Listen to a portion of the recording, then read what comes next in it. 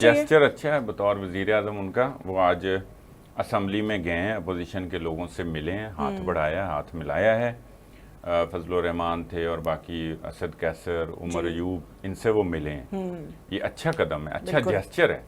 उसके बाद उन्होंने अपनी वहाँ पे जो तकरीर की उसमें भी कहा है कि हम नहीं चाहते कि जो हमारे साथ हुआ है, गो के 2018 इलेक्शन को उन्होंने जुर्लू इलेक्शन करार दिया है, और साथ फिर ये कहा है कि हमारे साथ जो हुआ है और जेलों में जो हुआ है, हम नहीं चाहते कि इमरान खान के साथ भी वो। तो ये बड़ी अच्छी बात है। मैं आपको कहता हूँ, ये इतना कह देना भी इन हालात में बड़ी दिल जिगरे की बात है, तो बड़प्पन की बात है, बड़ेपन की बात है। और अब आगे से जवाब आ गया है। उन्होंने कहा हम उनका तो चूंकि मलजा मावा मरकज़ व महवर इमरान खान है, वो कहते हैं कि इमरान खान बाहर आएंगे तो फिर हम मुज़ाकरात करेंगे। हाँ। बस वो बाकी उमर अयूब ने सीधा जवाब दे दिया, सीधा कह हमारे दिया वजीर आजम बाहर आएंगे तो हम मुज़ाकरात वो करेंगे। उनको वजीर आजम कहते हैं। अब हमारे इस्टेब्लिशमेंट को अफरा तफरी सूट करता है, अमरीके को करे न करे, क्योंकि इस्टेब्लिशमेंट के भी अक्सर लोग रिटायरमेंट के बाद अमेरिका और कनाडा चले जाते हैं। इसका मतलब दोनों एक ही एजेंडा पे काम कर रहे हैं। नहीं, आप ये कहना चाह रहे हैं हमें कहीं बाहर से, ईसानी साहब, कोई हमें बाहर से प्रेशर है इस ऑपरेशन का? प्रेशर नहीं है, ये हमारे जो बड़े बड़े लोग हैं इस्टेब्लिशमेंट के, जो मुल्क के मामा और चाचे और उनको सूट करता है। वो ये चाहते हैं कि पाकिस्तान बाकायदा तौर पे इकोनॉमिक कोलैप्स और अफरा तफरी का शिकार हो, ताकि जो 10 इलेक्शन हुए हैं उनमें से शायद ही कोई इलेक्शन ऐसा हो जिस पे कोई एतराज ना हो। जी ठीक है। लेकिन इस दफा की जो गैर मामूली बात हुई कि जो प्री पोल रिगिंग हुई, वो 77 के बाद पहली दफा इतने बड़े धमाके थे, जिसकी वजह से एक माहौल खराब हो गया। और उस माहौल की खराबी जो है वो पूरी दुनिया में महसूस की गई। पब्लिक ने उसके अगेंस्ट रिटेलिएट भी किया और पब्लिक ने राय भी दी। तो इसलिए ये जो एक गैर मामूली सूरत हाल इस वक्त बनी हुई है, वो ये डिमांड करती है कि गैर मामूली इक़दामात के जरिए इस मसले को हल किया। बिस्मिल्लाहिर्रहमानिर्रहीम। अस्सलाम वालेकुम नाज़रीन, आप देख रहे हैं प्रोग्राम इनफेक्ट और मैं हूं आमना ताहिर, और मेरे साथ स्टूडियो में मौजूद हैं प्रोग्राम के एनालिस्ट अब्दुल मजीद साजिद साहब। नाज़रीन, आज जिन टॉपिक्स पे हम बात करेंगे उनमें सबसे पहले अमेरिका की बात की जाएगी, क्योंकि आप तो जानते हैं कि ये साल इंतखाबात का है, तो अमेरिका में भी इंतखाबात होंगे और बरतानिया में भी होने हैं। 27 जून को अमेरिका में सदारती इंतखाबात के सिलसिले में जो बाइडन और डोनाल्ड ट्रंप के दरमियान सदारती मुबाहिसा होने जा रहा है, इसकी तफसीलात आपके सामने रखेंगे। तो दूसरी जानिब बरतानिया में भी इक़्तिदार की रस्सा कशी का सिलसिला जारी है, जिसका फैसला 4 जुलाई को होगा। ये भी डिटेल्स आपके सामने रखी जाएंगी। और पाकिस्तान में एक बार फिर से मुज़ाकरात की गूंज शुरू हो गई है। वज़ीर आज़म शहबाज शरीफ ने मुज़ाकरात के लिए फिर से हाथ बढ़ा दिया है। क्या इमरान खान मुज़ाकरात के लिए तैयार होंगे या नहीं? अब्दुल मजीद साजिद साहब, बरतानिया में कौन वज़ीर आज़म बनेगा और किसके सर पर वज़ीर आज़म का ताज सजने जा रहा है? अच्छा, वो वज़ीर आज़म तो खैर कोई तब बनेगा जब पता चलेगा कि कौन सी पार्टी जीतती है। अब आप कह लें कि एक तकरीबन एक सदी के बाद तकरीबन लेबर पार्टी के जो है ना वहाँ पे उनकी एक हवा चल पड़ी है, और बल्दियाती इंतखाबात में लेबर पार्टी ने जो है ना मैदान मारा है। और जो अभी तक पोल्स हैं जी, पोल्स वहाँ पे अमूमी तौर पे कहा जाता है कि वो दुरुस्ती होते हैं बरतानिया के इंतखाबात के हवाले से। उसमें 80% लेबर पार्टी के जीतने का इम्कान है। और लेबर पार्टी का मतलब ये है कि आप ये समझ लें कि जिस तरह से वहाँ पे ट्रंप जीतेगा जी, ट्रंप जीतेगा, ठीक है, या यहाँ पर इमरान खान जीत जाएगा, या आप ये समझ लें कि इधर मोदी नहीं, उनकी जगह पे जो है ना कांग्रेस की पार्टी जो है ना राहुल गांधी, वो जीत जाए। अच्छा। ये मतलब है। और इससे भी ज़्यादा ये कि लेबर पार्टी चूँकि बड़ी देर से वो इक़्तिदार में नहीं आ रही थी, और कंजर्वेटिव जो पार्टी है वही इक़्तिदार में चली आ रही है, और ये एक तारीख रकम होगी। पोल्स के मुताबिक तो लेबर पार्टी ही जीत रही है। अच्छा।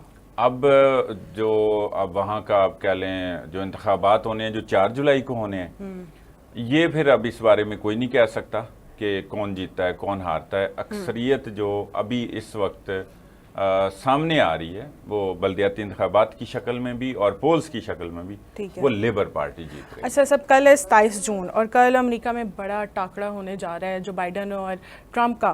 تو 90 منٹ پر مشتمل یہ صدارتی مباحثہ جو ہے یہ کیسا ہوگا؟ اچھا وہاں کی یہ روایت ہے ہر الیکشن سے پہلے جو دو پارٹیز ہیں نا وہ دونوں ڈیموکریٹس کے اور ریپبلکن کے جو امیدوار ہیں ان دونوں کو بلایا جاتا ہے اور یہ ٹی وی پہ ایک چینل پہ یہ جو ہے نا یہ مذاکرہ ہوتا ہے. صحیح. اچھا اس بار تھوڑے سے انہوں نے نئے ضوابط اس کے دیے ہیں.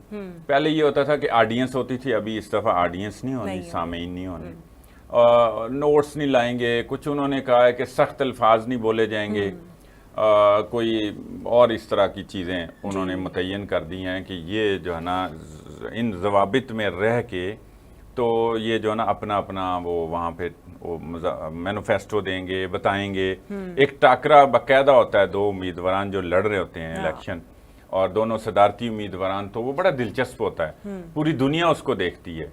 تو وہ وہاں وہ کہہ لیں یہ جو ٹاکرا یہ انتخابات پہ بھی اثر انداز ہوتا ہے. وہ اتنی تیاری کے ساتھ آتے ہیں, وہ وہاں بات کرتے ہیں اور یہ اس کو دیکھ کے بھی لوگ جو ہے نا ذہن بناتے ہیں کہ ہم نے کس طرف جانا ہے, کس کو ووٹ دینا ہے. صحیح. تو اس لیے یہ بہت اہم ہے. جو بائیڈن جو ہے وہ تھوڑے سے ڈاؤن ہیں اور وہاں کی عوام بھی خصوصاً جو اسرائیل کی سپورٹ کر رہے ہیں نا وہ اس حوالے سے, اچھا وہ تو ٹرمپ بھی کر رہے ہیں, وہ ان کے بغیر تو امریکہ چل ہی نہیں سکتا, دنیا پوری نہیں چل سکتی. لیکن جو موجودہ کہہ لیں پارٹی ہوتی ہے وہاں پہ بھی جو ہے اس کا اگر کوئی خمیازہ بھگتنا ہے تو وہ جو بائیڈن نے بھگتنا ہے, ٹرمپ کو اس کا فائدہ ہے. اچھا ٹرمپ بھی ادھر آپ کہہ لیں جس طرح لیبر پارٹی کا ذکر کیا کہ وہ فیورٹ جا رہی ہے, اسی طرح ٹرمپ فیورٹ جا رہا ہے. اب اگر وہاں الیکشن کمیشن کوئی پاکستان کی طرح کی کوئی کام کر لے, ریگنگ نہ کی جائے, تو ریگنگ تو ابھی ہم نہیں کہہ سکتے, لیکن یہ ہے کہ اب نومبر میں ہونے الیکشن, 5 نومبر میں ہونے ہیں یہ, تو ابھی ٹائم ہے. تو اس طرح کے کوئی اس لیے کوئی چیز پلٹ جائے یا جو بائیڈن کوئی ایسا اقدام اٹھا لے جو وہاں فیورٹ ہو جائے, ورنہ ٹرمپ فیورٹ جا رہا ہے. لیکن کل کے مباحثے کے بعد ہو سکتا ہے, ہاں مباحثہ ایک بڑا اثر انداز ہوتا ہے الیکشن پہ, یہ ان کی روایت ہے. اور تیسرے جو وہ رابرٹ کینیڈی ہیں ان کو نہیں بلایا, ایک اور کینڈیڈیٹ ہیں, کینڈیڈیٹس تو اور بھی ہیں لیکن جو نمایاں ہیں اس کو وہ نہیں بلاتے. عمومی طور پہ یہ دونوں پارٹیز کے دنیا بھر میں 2 پارٹی سسٹم ہی چلتا ہے. اچھا میں ویسے آپ سے یہ پوچھ رہی ہوں کہ پاکستان میں بھی ویسے اس قسم کا کچھ ہونا چاہیے نا کہ سامنے 2 پارٹیز بیٹھے ہوں, ان کے امیدوار بیٹھے ہوں اور پھر ایسا مباحثہ کیا جائے. ہونا چاہیے, اچھی بات ہے. ذرا آمنے سامنے بیٹھ کے اپنا ایک دوسرے کو کاؤنٹر بھی کریں, ایک دوسرے پہ تنقید بھی کریں اور اپنی بات بھی کریں کہ میں آ کے یہ کروں گا. اپنی سوچ سمجھ جو ہے اس کو لوگوں کو پتہ چلنی چاہیے, وہ کھل کے آنی چاہیے. دونوں آمنے سامنے ہوں تو وہ اور طرح سے, ایک تو تقریریں کر لیتے ہیں نا اپنے جلسوں کی, تو یہ اچھی بات ہے. لیکن پاکستان میں تو صاحب ایک ضد ہی نہیں ختم ہو رہی. ہمارے سیاستدانوں کی ضد ہے کہ ایک جانب سے اگر کہا جاتا ہے کہ مذاکرات کرنے ہیں تو دوسری جانب سے اس کو انکار کر دیا جاتا ہے. پھر 4 دن کے بعد پھر ایک آواز آتی ہے کہ مذاکرات کیے جائیں, لیکن مذاکرات ہو نہیں رہے ہیں. آواز ہم بہت سن رہے ہیں مذاکرات کی. یہ تو ایسے لگ رہا ہے جیسے مسئلہ کشمیر ہے یا مسئلہ فلسطین بن گیا ہے کہ حل ہونے کا نام ہی نہیں لے رہا. کیا کہتے ہیں آپ؟ اب پھر وزیر اعظم شہباز شریف صاحب نے مذاکرات کے لیے ایک دفعہ پھر سے ہاتھ آگے بڑھایا ہے اور خود بھی آگے بڑھ کے انہوں نے کہا ہے, تو عمران خان کو اب جھکنا چاہیے. جیسچر اچھا ہے بطور وزیر اعظم ان کا. وہ آج اسمبلی میں گئے ہیں, اپوزیشن کے لوگوں سے ملے ہیں, ہاتھ بڑھایا, ہاتھ ملایا ہے. فضل الرحمان تھے اور باقی اسد کیسر, عمر ایوب, ان سے وہ ملے ہیں. یہ اچھا قدم ہے, اچھا جیسچر ہے. اس کے بعد انہوں نے اپنی وہاں پہ جو تقریر کی اس میں بھی کہا ہے کہ ہم نہیں چاہتے کہ جو ہمارے ساتھ ہوا ہے, گو کہ 2018 الیکشن کو انہوں نے جھرلو الیکشن قرار دیا ہے, اور ساتھ پھر یہ کہا ہے کہ ہمارے ساتھ جو ہوا ہے اور جیلوں میں جو ہوا ہے ہم نہیں چاہتے کہ عمران خان کے ساتھ بھی وہ. تو یہ بڑی اچھی بات ہے. میں آپ کو کہتا ہوں یہ اتنا کہہ دینا بھی ان حالات میں بڑی دل جگرے کی بات ہے, تو بڑے پن کی بات ہے. اور اب آگے سے جواب آ گیا ہے. انہوں نے کہا ان کا تو چونکہ ملجا و ماوا, مرکز و محور عمران خان ہے, وہ کہتے ہیں کہ عمران خان باہر آئیں گے تو پھر ہم مذاکرات کریں گے. ہاں بس وہ باقی عمر ایوب نے سیدھا جواب دے دیا، سیدھا کہہ دیا ہمارے وزیر اعظم باہر آئیں گے تو ہم وہ مذاکرات ان کو کریں گے۔ وزیر اعظم کہتے ہیں، ابھی بھی وہ وزیر اعظم کہتے ہیں اور اسمبلی میں بھی بیٹھ کے یہ کہتے ہیں۔ تو یہ دیکھ لیں کہ یہ کس ایک سوچ، ایک طرف یہ بھی ہے، دوسری طرف یہ اچھا جیسچر بھی ہے، گو کہ دونوں طرف مذاکرات کے حوالے سے سنجیدگی نہیں، جی، اور اگر سنجیدہ ہوتے تو وہ کتنی دیر سے بات ہو رہی ہے، ہو جاتے۔ کبھی وہ کہہ دیتے تھے، پچھلے دنوں میں مسلسل ایک چل رہا تھا کہ بس اب مذاکرات ہو ہی جانے، خان صاحب نے جو ہے نا محمود خان اچکزئی کو اختیار دے دیا، وہ کہاں گئے اختیار؟ میں نے کہا تھا کہ چونکہ خان صاحب کا اگلے دن کا تھوڑا سا چینج ہوتا ہے ذرا بیان اور 4 دن بعد موقف، چینج ہوتے ہیں، تو وہ پھر بات آئی گئی ہوگی۔ محمود خان اچکزئی ان دنوں ان کو پورا اختیار بھی مل گیا، وہ بات بھی کریں گے، اور پی ٹی آئی کے بانی نے بھی کہہ دیا، وہ بات ہی ختم ہوگی۔ اگر وہ کوئی ہڈن ہو رہے ہوں تو وہ تو پھر اس بارے میں کچھ نہیں کہہ سکتے، اور وہ تو ویسے بھی ہوتے رہتے ہیں، وہ چلتی رہتی ہے بات چیت اداروں کے درمیان، اور سیاستدانوں کی آپس میں بھی ہونی چاہیے۔ اصل ایشو یہ ہے کہ وہ ماننے پہ راضی نہیں ہے۔ وہ کہتے ہیں 8 فروری کے الیکشن جو ہے نا وہ چوری شدہ ہیں، وہ فارم 47 کی پیداوار ہیں، یہ سارے ہم ان کو نہیں مانتے، اس بات کو مانیں، اور اس کے بعد عمران خان کو رہا کریں، تو پھر ہم جو ہے نا یہ تو مذاکرات نہ کرنے والی بات ہے۔ اب یہاں پر کہیں سے لچک آنی چاہیے، لچک دکھائی نہیں جا رہی۔ کس جانب سے آپ سمجھتے ہیں کہ لچک کی زیادہ ضرورت ہے؟ اچھا میں بتاؤں، اس وقت کسی کو پاکستان سے غرض نہیں ہے، کسی کو پاکستان کی عوام سے، پاکستان کی جو معاشی حالت ہے اس سے کوئی غرض نہیں ہے۔ سارے اپنا اپنا جو ہے نا وہ اپنی انا میں پڑے ہیں، اور کوئی کسی نے بھی سنجیدگی سے کوشش نہیں کی کہ چلیں کوئی آدھی پچادی بات مان کے آپ مذاکرات کا باقاعدہ جو ہے نا ایک فیئر سا اور اوپن سا جو سلسلہ ہے وہ قائم کر سکیں۔ جی، اور کیا پاکستان میں ایسی کوئی شخصیت نہیں ہے، سارے مر کھپ گئے ہیں کہ کوئی مذاکرات کار نہیں بن سکتا اور کوئی سالس نہیں بن سکتا؟ ایسا نہیں ہے۔ اس وجہ سے میں کہتا ہوں کہ اپنی اپنی جو ہے نا انا ہے، اور مذاکرات کے لیے کوئی بھی سنجیدہ نہیں ہے، وہ لگے ہوئے ہیں، بس بیان دے دیتے ہیں اور اس کے بعد بات ختم، اور اپنے مینڈیٹ کی بات کر دیتے ہیں اور پھر چپ ہو جاتے ہیں، پھر مینڈیٹ کی بات کر دیتے ہیں، اسی طرح چل رہا ہے۔ لیکن پاکستان کے عوام کی کسی کو فکر نہیں ہے، ادھر سے بجٹ آ رہا ہے اور ٹیکس پہ ٹیکس لگتے جا رہے ہیں، مہنگائی بڑھتی جا رہی ہے، عوام تو شاید سیاستدانوں سے دل برداشتہ ہو چکی ہے۔ اور شاید کرنا ہی ہو، مقصد پتہ نہیں ہے۔ اب کچھ لوگوں کا خیال ہے کہ یہ جو آپریشن شروع ہوا ہے، ہونا ہے، جس کی منظوری ہو گئی ہے، ہمیشہ یہ آپریشن جو ہے وہ پاکستان میں بدامنی لاتا ہے، یعنی امن قائم کرنے کے لیے ہوتا ہے اور بدامنی زیادہ ہو جاتی ہے۔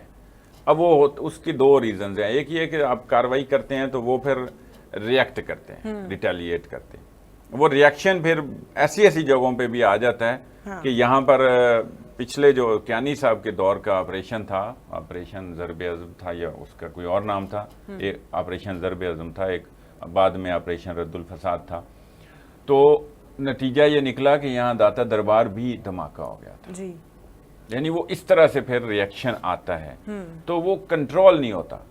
تو اب یہ لوگ یہ سمجھ رہے ہیں کہ اس آپریشن کی ضرورت نہیں ہے، ہمیشہ جو ماضی کے آپریشن ہے اس کا کوئی ہمیں فائدہ نہیں ہوا، تو ہمیں جو ہے نا افغانستان سے مذاکرات کرنا چاہیے۔ اچھا، ظاہر ٹی ٹی پی کے مبینہ طور پہ جو رہنما ہیں وہ وہاں پہ مقیم ہیں، اور بعض رپورٹس کے مطابق وہ وہاں آزادی سے گھومتے پھرتے ہیں سارے جو بھی رہنما ہیں۔ ٹی ٹی پی کے دفاعی شورا کے رکن جو رہے ہیں وہ کمانڈر سربراہ، وہ تو گرفتار ہوئے ہیں، اور گرفتاری کے بعد انہوں نے انکشافات جو کی ہیں سر صاحب، وہ بھی تو آپ دیکھیں، وہ کہہ رہے ہیں کہ گمشدہ لوگ افغانستان میں ہی ہیں، اور افغانستان کو رو نے یعنی کہ بھارت کی طرف سے کہا گیا ہے کہ آپ ٹی ٹی پی اور ان کے ساتھ پاکستان میں اس طرح حملے کریں، تو پھر کیسے آپ کہہ رہے ہیں کہ افغانستان کے ساتھ مذاکرات کیے جائیں؟ مذاکرات ہی ہے نا پھر بھی حل، کہ یہ والی چیز جو در اندازی ہے یہ رکے ان کی طرف سے۔ اگر مبینہ طور پہ ہی بات ہم کر رہے ہیں،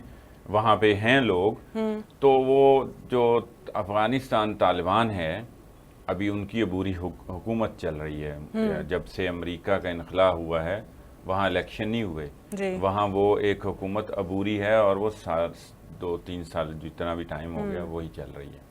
تو ان کا کنٹرول ہے، تو ان سے ہی بات کرنی پڑے گی نا. ہمیں پاکستان کی طرح، جس طرح پاکستان کے دیکھیں نا اندرونی حالات ہیں، تو ہم بالکل یہاں بھی بالکل ایک ایکشن کی طرف چلے جاتے ہیں، آپریشن کی طرف چلے جاتے ہیں. اسی طرح ہمارے ہمسائے ممالک کے ساتھ بھی ہر جگہ یہ لڑائی جھگڑے کا رستہ نہیں اختیار کیا جا سکتا. اور افغانستان کے ساتھ اس وقت جو حالات ہیں، چونکہ پی ٹی آئی جو ہے نا وہ ان کو کا ٹلٹ ہے. پی ٹی آئی ان پہ پہلے الزام ہے کہ 5-6 ہزار لوگ جو ہے نا وہ یہاں لائے گئے تھے، ایک معاہدے کی شکل میں پی ٹی آئی کے دور میں ہوا. تو وہ بولا جاتا ہے کہ وہ ٹی ٹی پی سے منسلک ہیں. یہ آپریشن چاہتی ہی نہیں ہے، آپریشن عزم استحکام پاکستان. مولانا فضل الرحمان بھی نہیں چاہتے. تحفظات کا اظہار کیا جا رہا ہے، جماعت اسلامی کی جانب سے بھی کیا جا رہا ہے. ہاں، سب کی طرف سے ہے، حکومتی پارٹی کے اور ہماری مقتدر جو ظاہر اسٹیبلشمنٹ ہے، فوج ہے، اس کے علاوہ باقی سارے ہی اس کی مخالفت کر رہے ہیں. تو ہمیں کبھی نہیں بھی کرنا چاہیے، مان لینی چاہیے. لیکن دوسری طرف میں آپ کو بتاؤں کہ یہ آپریشن ہونا ہے، اس آپریشن کی بس بیان بازی کی حد تک مخالفت ہوگی. یہ اب طے ہو چکا ہے، یہ ہونا ہی ہونا ہے. جو یہ بات اگلی ہے وہ یہ ہے کہ ہر اس طرح کے آپریشن کے بعد جو آرمی چیف ہوتے ہیں عمومی طور پہ ان کو آپریشن کے بہانے سے ان کو ایکسٹینشن بھی دی جاتی ہے.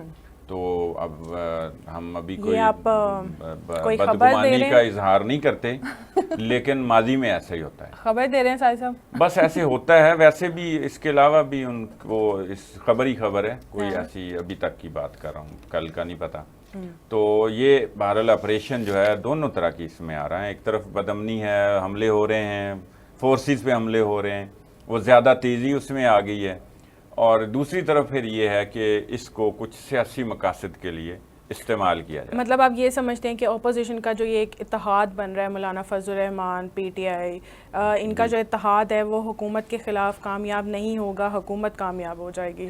جی نہیں، حکومت کے خلاف اتنی جلدی کیا کامیاب؟ حکومت کو اب تو ٹائم ملنا ہے نا، کچھ تو ملے گا. 2018 کے الیکشن بھی اسی طرح کے تھے، اس کے ریزلٹس بھی اسی طرح کے تھے، تو وہ چلی ہے نا. اب ہم یہ کہیں کہ جی 3 مہینے بعد، وہ کس نے کہہ دیا تھا کہ جی 3 مہینے بعد جو ہے نا حکومت ہی ختم ہو جانی. بابر اعوان نے کہا پنجاب حکومت ختم ہو رہی ہے، اور باقی جو بھی کہہ رہے ہیں وہ 6 مہینے بھی نہیں دے رہے. ایسا نہیں ہوتا.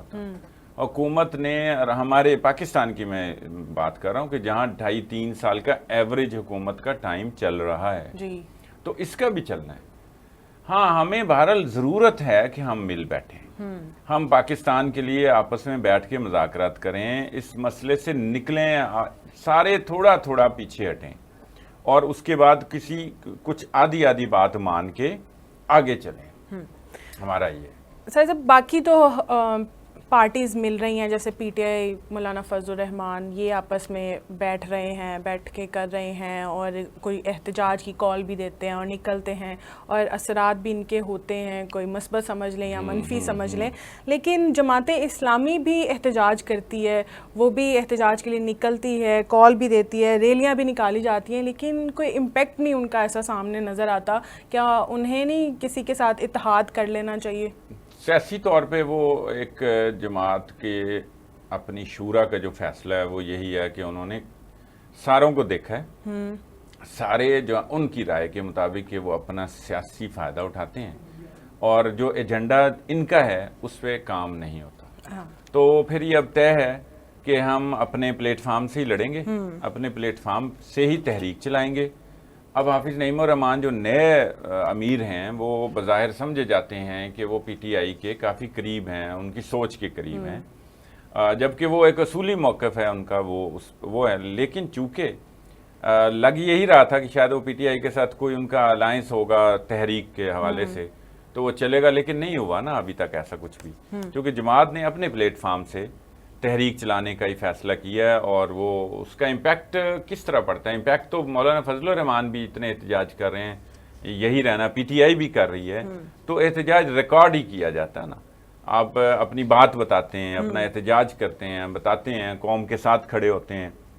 وہ اسی طرح باقی جماعتوں کی طرح جماعت اسلامی بھی کر رہی ہے. لیکن مولانا صاحب تو کھل کر اب کہہ رہے ہیں کہ اسٹیبلشمنٹ اگر سیاست سے باہر رہے گی تو سب کچھ خیر ہو جائے گا. ہاں دیکھیں، وہ اب یہ موقف اختیار کر رہے ہیں نا، اس سے پہلے ان کا یہ موقف نہیں ہوتا تھا. تو ان کی اس بات کو کوئی مانے گا نہیں. پی ٹی آئی سمیت بھی ان کے ہاں بھی ریزرویشنز ہیں فضل الرحمان صاحب کے بارے میں, اور جن کا ساتھ تھا ان کا ہمیشہ, وہ بھی ان کو لائٹ ہی لیتی ہے. وہ ان کو بھی آئیڈیا ہے کہ کہیں نہ کہیں کوئی ایک خاص وقت تک انہوں نے بات کرنی ہے, یا وہ کہیں سمجھتے ہیں کہ مینج ہو جائیں گے, ابھی نہیں آگے جا کے ہو جائیں گے, یا کوششیں بھی چل رہی ہیں. تو اس لیے میرا خیال ہے کہ انسان نے ماضی میں جو کیا ہے, پھر اس کے بالکل انٹائرلی ڈیفرنٹ ایک بات جب کرتا ہے تو وہ بڑا اچنبھے کی بات ہوتی ہے اور بڑی عجیب لگتی ہے. فضل الرحمان صاحب بڑے سیاستدان ہیں, ایک بڑی پارٹی کے ظاہر رہنما ہیں جی, لیکن ان کے منہ میں نا یہ بات سجتی نہیں ہے ان کے منہ سے کہ یہ اسٹیبلشمنٹ یہ نہ کرے. بس یہ کتنی کھل کے بات کریں, کن کے کندھوں پہ آتے ہیں, کیا کیا ہوتا رہا ہے ماضی میں. تو یہ سارے, میں تو ایون سمجھتا ہوں کہ اگر ہم نون لیگ کو یہ کہتے ہیں تو کوئی پی ٹی آئی بھی کا بھی ریکارڈ کوئی اس سے ہٹ کے تو ہے نہیں. پی ٹی آئی تو صرف اپنے مینڈیٹ کی تحقیقات چاہتی ہے, اور امریکہ نے بھی اب نہیں, وہ مینڈیٹ کی تحقیقات نہیں چاہتی, مینڈیٹ اپنا واپس چاہتی ہے. نہیں, واپس نہیں چاہتی, وہ یہ چاہتی ہے. امریکی ایوان نمائندگان جو ہیں انہوں نے بھی مطالبہ کر دیا ہے کہ جو پاکستان میں انتخابات ہوئے ہیں 8 فروری کو, اس کی تحقیقات کی جائیں. چلیں ابھی اگلی بات کر لیتے ہیں. پی ٹی آئی والی آپ نے ایک بڑی اختلافی سی بات کی کہ وہ کیا چاہتی ہے, وہ میں بتاؤں گا کہ کیا چاہتی ہے, لیکن ہم اس پہ آ جاتے ہیں کہ وہاں پر صرف 7 ارکان نے جو ہے نا اس قرارداد کی مخالفت میں ووٹ ڈالا ہے. باقی پوری کانگریس نے جو ہے نا, کوئی 378 بنتے ہیں آئی تھنک, وہ سب نے اس قرارداد کے حق میں ووٹ ڈالا. جی, تو مطلب یہ ہے کہ وہاں پر یہ رائے پائی جاتی ہے کہ الیکشن جو ہوئے ہیں وہ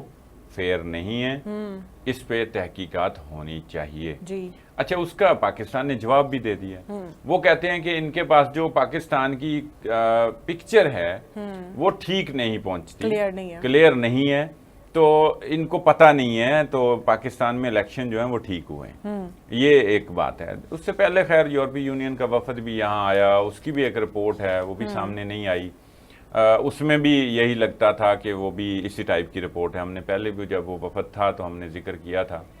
تو وہ ایک ان کی ایک الگ رائے ہے, اوپینین ہے, لیکن جو پاکستان کے اندرونی اگر معاملات کو دیکھیں تو پھر کسی بھی ملک کی, وہ امریکہ ہو, وہ برطانیہ ہو, وہ اسرائیل ہو, وہ کوئی کینیڈا ہو, کوئی بھی اور ملک لے لیں, یورپی یونین ہو, ان کو پھر حق نہیں ہے کہ ہمارے اندرونی معاملات میں مداخلت کریں. پھر اگر ہم یہ کہتے ہیں نا کہ یہ سائفر آیا تھا اور یہ بیرونی سازش تھی, تو پھر ہمیں اپنا اندرونی جو مسئلہ ہے, وہ سیاسی ہے یا وہ کوئی اختلافی ہے یا جو بھی ہے, وہ ہم نے خود حل کرنا ہے. پھر ہم یہ رائٹ نہیں دے سکتے کسی کو. 2018 میں بھی ایسا ہوا تھا. میں آپ کو اس لیے یہ بات کرتا ہوں, کوئی مانے یا نہ مانے, بھئی اس وقت امریکی کانگریس میں کوئی قرارداد پاس نہیں ہوئی تھی. میں کہتا ہوں چلیں 2013 میں بھی ایسا ہوا تھا, تو اس وقت بھی امریکی کانگریس میں کوئی قرارداد پاس نہیں ہوئی تھی. اب یہ جو ہو رہی ہے نا, اب ان کو پاکستان کے جو حالات ہیں وہ ان کو سوٹ کر رہے ہیں کہ یہاں افراتفری رہے. سائی صاحب, ہمیں جوائن کیا ہے بلوچستان سے میر لشکری رئیسانی نے. میر صاحب, ویلکم ٹو دا پروگرام. السلام علیکم. میر صاحب بتائیے گا کہ یہ آپریشن شروع ہو رہا ہے عزم استحکام, کیا حقیقت ہے اس کی, اسے شروع ہونا چاہیے کیونکہ تحفظات بہت پائے جا رہے ہیں اس حوالے سے. دیکھیے, عرض یہ کہ پاکستان 1948 میں بنا, 47 میں نہیں بنا, کیونکہ پاکستان کا 45% حصہ بلوچستان ہے اور یہ فیڈریشن کے حصہ بنا, اور اس کے بعد آپریشن شروع ہوئے.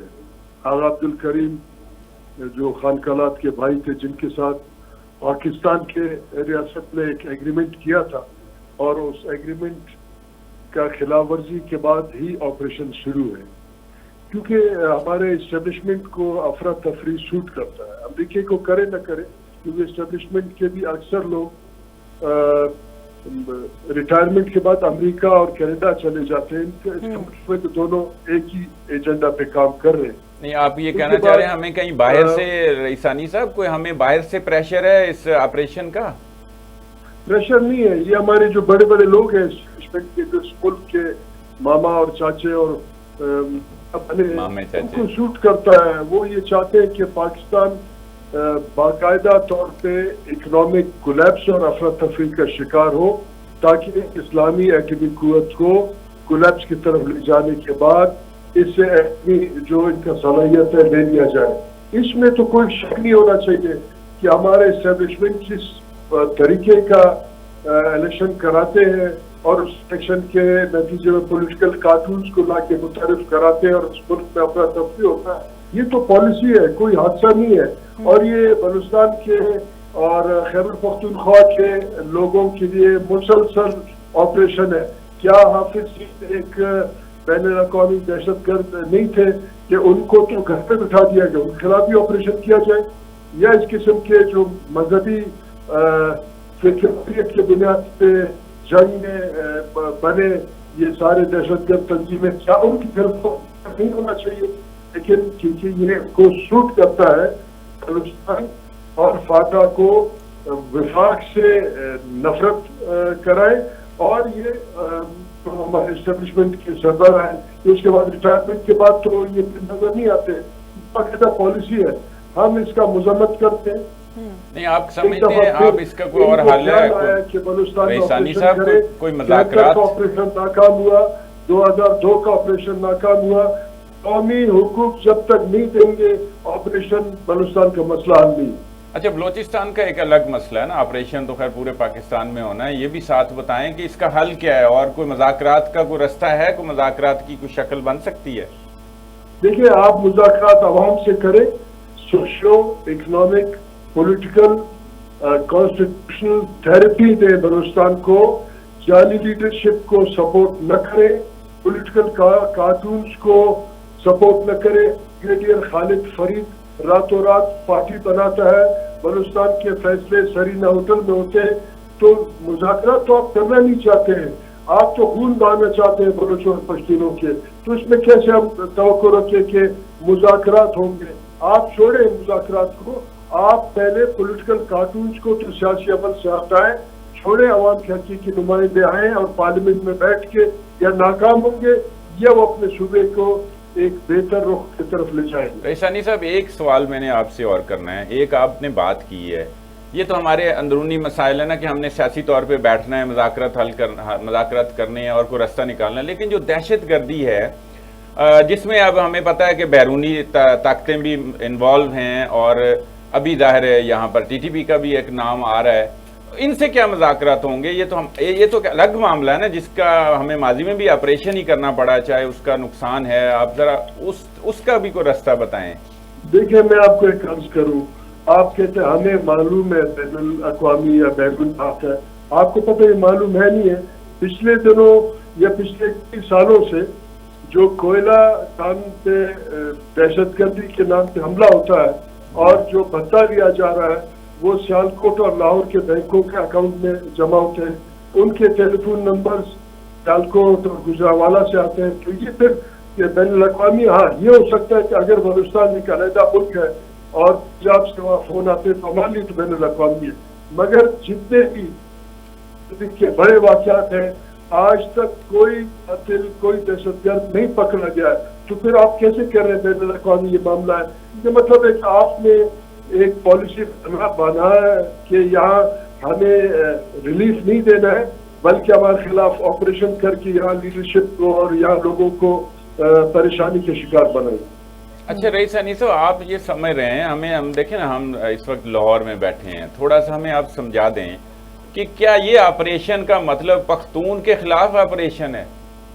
पश्तून के देखिए, बात यह है कि ये पख्तून जिनको आप फाटा के पख्तून कहते हैं, इन्होंने तो कश्मीर श्रीनगर भी फतह करके आपको दिया, उसके बाद आपने उनको बुला के जेलों में डाला, उनके बेइज्जती की। यही पख्तून जिन्होंने एक नामिया जहाज आपने रचाया था अफगानिस्तान में, वहाँ बाकायदा अपना खून बहाया और पाकिस्तान का दिफा किया। आज कैसे आपको लगा कि ये पख्तून को बैनुल अक़वामी हाथ है और क्यों इसका वजह है? इसके लिए तो बाकायदा तौर पे पार्लियामेंट में बहस होना चाहिए, मगर पार्लियामेंट में एक ऐसा डमी पार्लियामेंट आपके एजेंसियों ने बनाया, उसमें बहस करने की जरूरत ही नहीं रखते ताकि तमाम मामला पे बात हो। اسی لیے تو ٹھنڈی الیکشن کرانے کے تھے کہ ہم ملائے اسٹیبلشمنٹ کا اور اسٹیبلشمنٹ دہشت گردی کے نام پہ پیسہ کمائے اور پختون بلوچوں کو خود بہائے. ٹھیک ہے، بہت شکریہ. ٹھیک ہے رئیس ثانی صاحب، بہت شکریہ، آپ نے ہمیں جوائن کیا. سعید صاحب دیکھیں میں آپ کو بات کروں، میں ہر ابھی طرف ان سے جو بات کرنا چاہ رہا تھا وہ مقصد اس طرف بات آ نہیں رہی. آپریشن کا مطلب یہ لے لیا گیا ہے کہ بس چونکہ پہاڑی علاقے اور پشتون کے علاقے فاٹا، بلوچستان اور کے پی میں جو ہے نا وہ ہونا ہے آپریشن. جی اچھا، ایک طرف وہاں پہ اٹیکس ہو رہے ہیں فورسز پہ اور اس میں ہمارے جوان شہید ہو رہے ہیں، اس میں اضافہ ہو رہا ہے، اضافہ دن بدن پے در پے واقعات ہو رہے ہیں. دوسری طرف اب اس کا کوئی حل بھی نہیں بتاتے، ہٹ ہٹا کے اس کا مطلب یہ ہے کہ پھر کوئی ریاکشن ہے، ٹھیک ہے نا جی، وہ چاہے ہمارے سیاسی اختلافات کا ریاکشن ہے جی. تو پھر سر ہمیں بریک لیتے ہیں، اس کے بعد آپ مجھے حل بتائیے گا. ناظرین یہاں پر لیتے ہیں ہم ایک شارٹ بریک، ہمارے ساتھ رہیے. ویلکم بیک ناظرین. ہمیں جوائن کیا ہے محمد علی درانی صاحب نے. درانی صاحب بہت شکریہ، آپ نے ہمیں جوائن کیا ہے. سب سے پہلے تو پروگرام میں ویلکم، اور آپ سے یہی پوچھنا چاہتے ہیں کہ مذاکرات ہو رہے ہیں یا نہیں ہو رہے حکومت اور پی ٹی آئی کے درمیان؟ حکومت تو بار بار ہاتھ بڑھا رہی ہے لیکن پی ٹی آئی آگے نہیں بڑھ رہی. بسم اللہ الرحمن الرحیم. دیکھیں میں تو ہمیشہ سے اس چیز کا داعی رہا ہوں کہ مذاکرات اور مفاہمت ہی جو ہے وہ مسئلے کا حل ہے، اور ابھی بھی میں یہی سمجھتا ہوں کہ اسی طریقے سے تمام مسئلے حل ہوں گے. اور حکومت کو اب صرف مذاکرات کے بجائے میری تو یہ رائے ہوگی کچھ اقدامات بھی اٹھانے چاہیے.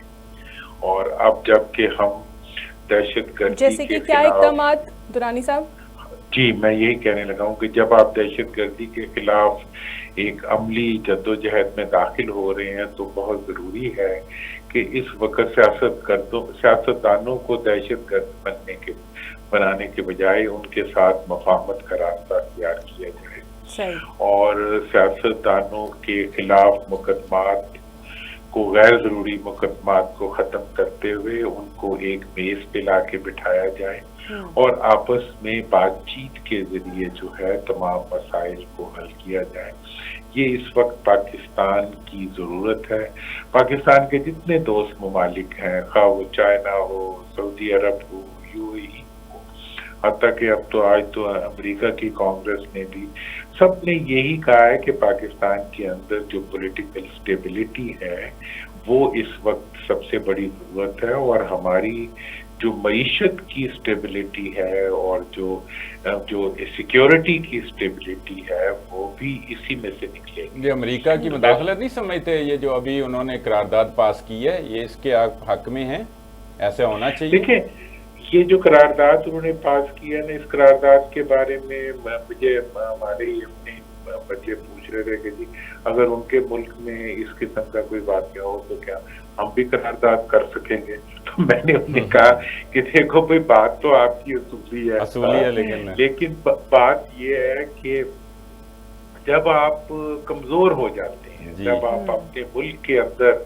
آپ کا استحکام اور آپ ٹکراؤ میں داخل ہو جاتے ہیں، معاشی طور پہ کمزور ہو جاتے ہیں، تو پھر ہر طاقتور کو یہ اپرچونٹی مل جاتی ہے کہ وہ آپ کو لڑ سکتے ہیں. اب اس وقت ہمارے ملک میں یہ پرابلم ہے کہ ملک کے اندر جو ہے وہ ہر کوئی جو ہے اس وقت وہ جو الیکشن کے بارے میں بہت سے تحفظات ہیں، بہت سے لوگ اس معاملے میں اپنے آپ کو مطمئن نہیں ہے حکومتی اس کے ذریعے اقدامات. درانی صاحب آپ کی بات کو ہی بڑھا رہا ہوں. اچھا 2018 میں بھی کوئی الیکشن کوئی شفاف نہیں تھے، چاہے ہم 13 کی بھی بات کر لیں، 2008 کی بھی بات کر لیں، پیچھے بھی چلے جائیں، خیر ہم 18 کی بات کر لیں، اس وقت اتنا نہیں ہوا تھا کہ دنیا ساری ٹوٹ کے پڑ جائے، پاکستان کے اندر سے بھی ایسی چیز کیا ہوا ہے ایسا؟ اسی طرح کے الیکشن آپ تو دیکھتے ہی آ رہے ہیں، آپ سیاسی کارکن رہے ہیں زمانہ طالب علمی سے. دیکھیں میرا تو اس کے بارے میں بڑا میرا مشاہدہ ہے اور میں نے اس پہ بہت بات بھی کی ہے. وہ یہ ہے کہ دیکھیں جب بھی پاکستان میں الیکشن ہوئے ہیں 77 کے بعد، ٹھیک ہے نا جی، ہر الیکشن جو تھا اس کے اندر ایک وہ تھا جی تفاضاتی، ہر مطلب پچھلے جو 10 الیکشنز ہوئے ہیں ان میں سے شاید ہی کوئی الیکشن ایسا ہو جس پہ کوئی اعتراض نہ ہو. जी ठीक है ना। लेकिन इस दफा की जो गैर मामूली बात हुई कि जो प्री पोल रिगिंग हुई वो 77 के बाद पहली दफा इतने बड़े धमाके थे, जिसकी वजह से एक माहौल खराब हो गया और उस माहौल की खराबी जो है वो पूरी दुनिया में महसूस की गई। पब्लिक ने उसके अगेंस्ट रिटेलिएट भी किया और पब्लिक ने राय भी दी। तो इसलिए ये जो एक गैर मामूली सूरत हाल इस वक्त बनी हुई है वो ये डिमांड करती है कि गैर मामूली इकदामात के जरिए इस मसले को हल किया जाए। अच्छा ठीक है, ये बात उन इकदामात में इस चीज का तकाजा है कि सब लोग देखो, जिस वक्त हमने दहशतगर्दी की कितनी बड़ी हमारे अपने बच्चे शहीद हो रहे हैं और हम बहुत ज्यादा उसकी वजह से जो है मतलब ऐसे इंसान का दिल जो है वो गिरफ्त में आ जाता है। तो अब ऐसी सारी सूरत हाल में हमें यकीनी तौर पे मफाहमत का रास्ता भी निकालना चाहिए और जेलों से मसले हल नहीं होते। आप दहशतगर्द से बंदूक से लड़ सकते हैं, वोट के खिलाफ आप बंदूक से नहीं लड़ सकते। आप पुलिस से जो है वो दहशतगर्दी को खत्म करवा सकते हैं, लेकिन पुलिस से आप जो है वो मतलब अपने सियासी लोगों को खत्म नहीं करवा सकते। ठीक है। अच्छा ये ऑपरेशन की जो आप साथ साथ बात कर रहे हैं, इसका क्या ताल्लुक है सियासी मुज़ाकरात से?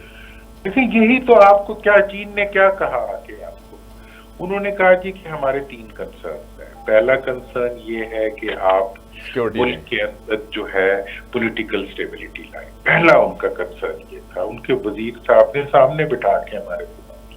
दूसरा उन्होंने कहा जी कि आप मुल्क की सिक्योरिटी को इम्प्रूव करें क्योंकि हमारे लोग यहाँ सिक्योर होने चाहिए। तीसरा उन्होंने कहा जी आप मुआशी सिक्योरिटी पैदा करें। उसी के बाद ही तो हमने ये एक दोबारा से और एक राइट डायरेक्शन में एक ऑपरेशन करने का फैसला किया। लेकिन ऑपरेशन जब इदारे और जब हमारे अफवाज किया करती हैं तो उसके पीछे आवाम का खड़ा होना और मुल्क के अंदर सियासी मफाहमत होना बहुत जरूरी होता है। बिल्कुल सही।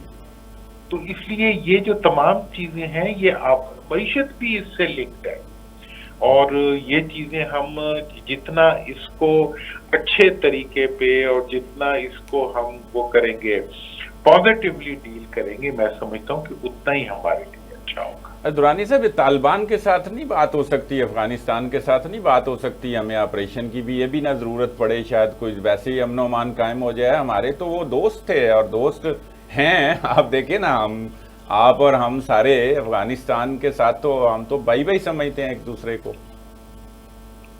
देखें जी, अब ये जब लीडरशिप जो होती है पॉलिटिकल लीडरशिप, ये उनके फैसले होते हैं और उनको इन हालात को देख के उनके लिए रास्ते निकालने चाहिए। हमने इस खत्ते के अंदर जो है अपने आप को हमेशा हमने एक बड़ी अहम रोल प्ले किया है और पूरी मुस्लिम वर्ल्ड के लिए जो है पाकिस्तान एक मतलब सिक्योरिटी के हिसाब से एक रोल मॉडल है। लेकिन जो इस वक्त की सूरत हाल है अफगानिस्तान के साथ हालात हमारे जो हैं अमूमी तौर पे वो उनकी कोई इस वक्त अच्छी सूरत हाल नहीं है। तो इसको बदलना, आप देखें ये तो हमारे फॉरेन ऑफिस, हमारे जो इससे डील करने वाले इदारे हैं, उनकी जॉब है कि वो इस चीज में रिजल्ट्स दें और डिलीवर करें और उन तमाम टारगेट्स को अचीव करें जो कि हमारे हैं और जो हमारे मुल्क की मफादात के लिए जरूरी है। तो ये तो अब मेरा ख्याल है कि बहुत बड़ा एक चैलेंज बन गया है हमारे लिए कि हम अपनी सिक्योरिटी को ना सिर्फ मुल्क के अंदर इंश्योर करें, अपनी सरहदों पे इंश्योर करें, अपनी सरहदों को महफूज करें और इन सब के साथ साथ हम माशी तौर पे भी अपने आप को मुस्तहकम करें और सियासी तौर पे भी अपने आप को स्टेबल करें। तो ये तमाम जो टारगेट्स हैं ये वो टारगेट्स हैं जिनके बारे में आपके दोस्त आपको मशवरा दे रहे हैं, कोई दुश्मन नहीं दे रहे, दोस्त आपको मशवरा दे रहे हैं कि ये सब चीजें आपको करनी चाहिए। जी बहुत शुक्रिया। बहुत शुक्रिया दुरानी साहब। सब मुल्की मफाद सबसे पहले, दुरानी साहब ने भी यही कहा है, मुल्की मफाद। लेकिन मुल्की मफाद सियासतदान नहीं चाह रहे हैं, सियासतदान सिर्फ सियासी फ़ायदा उठाना चाह रहे हैं। नहीं, मफाद और कि हर बंदे की नज़र में अलग अलग है। अब हमने जिन जिन लोगों को आज मदऊ किया, मैं ये डिसाइफर करना चाह रहा था कि ये آپریشن کی حق میں نہیں ہیں یا کیوں نہیں ہیں. اچھا یہ ایک رائے پائی جاتی ہے, سب نے یہ کہا ہے کہ اندرونی طور پہ ہمارا جو ہے نا وہ ملک سٹیبل ہو, پولیٹیکل اور اکنامیکل. تو یہ دونوں طرح کی کہہ لیں کہ جی عوام میں, اور یہ ساتھ ایک نا خدشہ ظاہر کیا جا رہا ہے.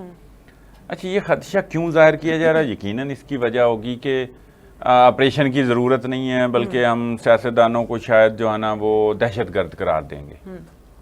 بھئی یہ آپریشن اور سیاسی حالات دو مختلف چیزیں ہیں. آپریشن ماضی میں بھی ہوئے ہیں, نہیں کامیاب ہوئے, کامیاب ہوئے ہیں, کتنے ہوئے ہیں. پی ٹی آئی نے بھی نیشنل ایکشن پلان کے تحت جو ہے نا آپریشن ضرب عضب کو قائم دائم رکھا, چلایا آگے. جی. اور اس سے پہلے نون لیگ نے بھی چلایا, یا بعد ازاں آپریشن رد الفساد بھی ہوا. اب عزم پاکستان جو استحکام پاکستان آپریشن ہے یہ لانچ ہو رہا ہے, ابھی ہوا نہیں ہے, اب اس پہ اختلاف آ رہا ہے, یہ ہوتا ہے یا نہیں ہوتا یہ الگ بات ہے. لیکن یہ گڈمڈ کیوں کر رہے ہیں چیزوں کو؟ اب بھائی ٹھیک ہے, پسند کی گورنمنٹ نہیں ہوگی, پسند کے لوگ نہیں ہوں گے, شہباز شریف اچھا نہیں لگتا ہوگا, کوئی بلاول اچھا نہیں لگتا ہوگا. چلیں صاحب آخری 2 منٹ رہ گئے ہیں, اس حوالے سے بات کر لیتے ہیں تھوڑی ایجوکیشن کی بھی, کیونکہ وزیر اعظم نے تعلیمی ایشوز کے حوالے سے ایک ایجوکیشن ٹاسک فورس تشکیل دی ہے. سب سے پہلے تو یہ بتا دیں جلدی سے کہ وہ کام کیا کرے گی, اور ایسے تعلیمی ایشوز کون سے آگے ہیں کہ آپ کو ایک ٹاسک فورس قائم کرنے کی ضرورت پڑ ایشوز گئی ہے؟ تو یہ تھا کہ وزیر اعظم نے ایک تعلیمی ایمرجنسی کا اعلان کیا تھا. اچھا اس کا مقصد تو اچھا ہے کہ آپ دیکھیں نا تعلیم, مطلب بچے جو ہے نا سارے وہ اسکول جائیں, وہ پڑھیں, بچے اسکول جانے سے محروم نہ رہیں. تو یہ, اور بعد ازاں یہ ہے کہ آپ بچوں کو تعلیمی سہولیات فراہم کریں. یہ ہے تعلیمی ایمرجنسی کے ہمارا لٹریسی ریٹ بڑھے. ٹھیک ہے, ہونا چاہیے یہ تو, اور اس کے لیے ایمرجنسی لگانی پڑ گئی ہمیں. یہ یعنی مطلب ہم بہت پیچھے ہیں, ہمیں ایمرجنسی لگانی پڑ گئی. اب یہ کہ ایمرجنسی میں لگانے کے بعد جو اس کے اندر حائل رکاوٹیں ہیں ان کو دور کرنے کے لیے یہ ٹاسک فورس بنائی جا رہی ہے کہ اس میں کیا کیا رکاوٹیں آ رہی ہیں, یہی جو مقاصد ہیں ایمرجنسی کی, تعلیمی ایمرجنسی کی, تو وہ صوبوں کو بھی کے ساتھ بھی وہ کنیکٹ ہوں گے. اور اس میں مختلف شعبہ جات کے لوگ بھی ہیں, ایون ورلڈ بینک کے جو ہیڈ ہیں, کنٹری ہیڈ ہیں, وہ بھی اس کے شریک کنوینر ہیں اس ٹاسک فورس کے, اور باقی مختلف وزارتوں کے لوگ ہیں, اور وزراء بھی ہیں, سیکریٹریز بھی ہیں. تو یہ ایک رپورٹ بنائیں گے تاکہ پھر اس پہ عمل درآمد کیا جائے, اور جہاں جہاں جس صوبے میں کیا کیا رکاوٹ آ رہی ہے وہ پھر وفاق اس کو ٹیکل بھی کرے گا, ایڈریس بھی کرے گا, اور فیسیلیٹیٹ بھی کرے گا. کرنا بھی یہی چاہیے. ویسے تعلیم کا اب 18ویں ترمیم کے بعد صوبوں کا وہ اختیار ہے, تو وہ مجھے یہ لگتا ہے کہ انہوں نے جو ہے نا تجاویزی دینی ہے صوبوں کو کہ یہ کر لیں, بس یہی ایمرجنسی ہونی ہے, یہی ایمرجنسی ہونی ہے. ٹھیک ہے ساجد صاحب, بہت شکریہ آپ کا. ناظرین یہ تھا آج کا پروگرام. اپنا اور اپنے گرد و نواح کا خیال رکھیے. اللہ حافظ.